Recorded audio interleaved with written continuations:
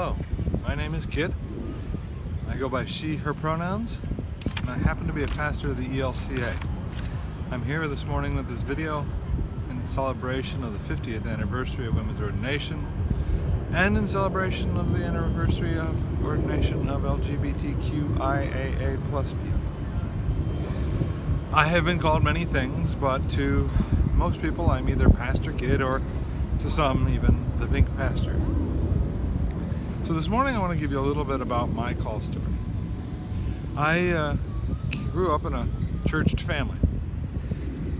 Probably the evidence that in fact the way to get your kids to go to church long term is to have them in church early and frequent. And by early and frequent I mean the church was my playground. I grew up in the church.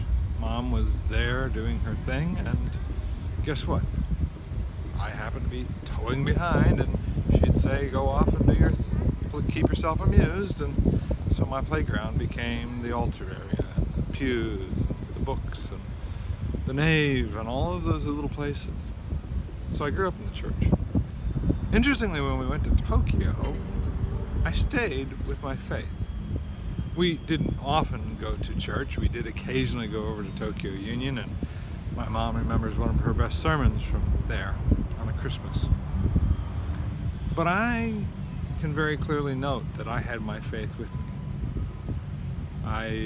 Mr. was a big band from the 80s, and I got the opportunity to play their songs Kyrie and Broken Wings and all of these things that we don't think of because we think of them as secular music, but in fact were the things that nourished my faith. I remember youth group as a kid. I remember the youth pastor as a kid. But on this celebration of the 50th anniversary ordination of women, I can also say I'm really happy to note that I grew up under a female pastor. I'm almost 50, 49 and a half we'll go with. And I had a female pastor as a kid, Judy Lee Hay. Between Judy, Dorothy Conley, my mother, I grew up with faithful women all around me. I grew up believing that females could be pastors, something that my mother was not so lucky as to have. She talks about wanting to go to seminary and being told that she could so that she could go find herself a wonderful husband. And from this wonderful husband she could teach Sunday school. But she said no. She said, what I want to do is to lead the church. So she did. She didn't go to seminary, but she spent her life leading the church. And so out of that example then, I came to lead the church, but in a new way. In a way, I fulfilled her longing to become a pastor. So,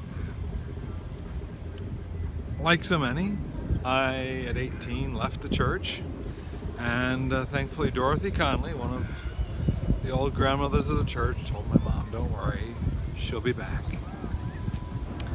And I was. 4 years later, I came back into Assemblies of God as a congregation. Even there, grew up Presbyterian, half Presbyterian, half Episcopalian, and started down a journey that would lead me to have a wife and 3 children who I still love to this day. But we got to Long Island, and I got the perfect job, and we bought the house that we were going to retire into, and got the car, got the dog. Okay, it was my brother's dog, but we had a dog. A dog and a car payment and 3 children, and something just wasn't sitting right with me. So what did I do? I took some time off of work. Okay, I left work abruptly, and I went to sit in my basement. When I was in my basement, the only time I came to peace was when I said, I need to go to seminary. Interestingly, I went and talked to my mom and my dad, who I figured would be totally against this, and my mom said it's about time, and my dad said, I thought you were going to do it 7 years ago.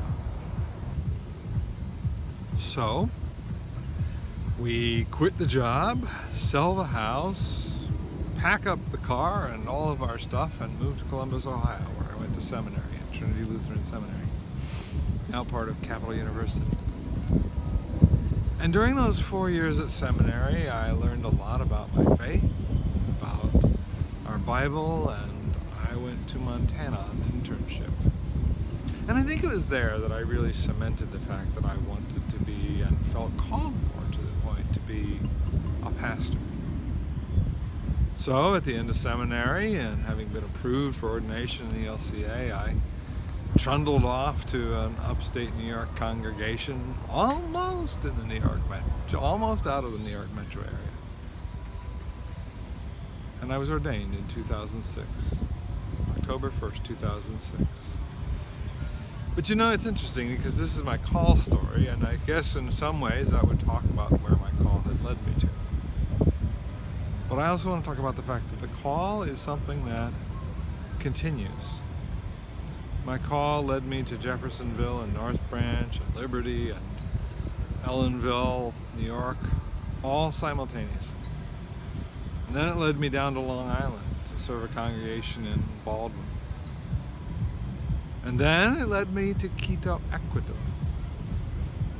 Finally here to Miami, where I would serve a congregation in Miami Springs till last summer.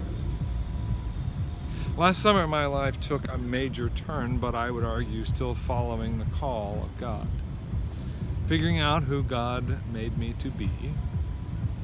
I had, through a process of over 4 years, discerned that in fact I needed to transition my gender and become the person standing before you. This is an interesting call on my life. Because it wasn't the call to give up, it was the call to embrace what I'd always been. But isn't that always our call? The call to embrace what's always been. And so I stand before you making this video as an ordained pastor of the ELCA, continuing to watch my call story unfold. Giving thanks that women can serve in the church. Giving thanks that my reality being of the LGBTQIA plus community doesn't keep me from serving, doesn't keep me from fulfilling where I see God calling me to come from and go to. So I join with you this day in giving thanks for 50 years of ordination of women. Giving thanks for the anniversary of LGBTQIA plus people who are in relationships, being able to fulfill the call they heard. And inviting you all to consider your own calls in life, your own calls to ministry, and your own calls without regard to where you've come from or who you are, but only what God needs you to do. God bless.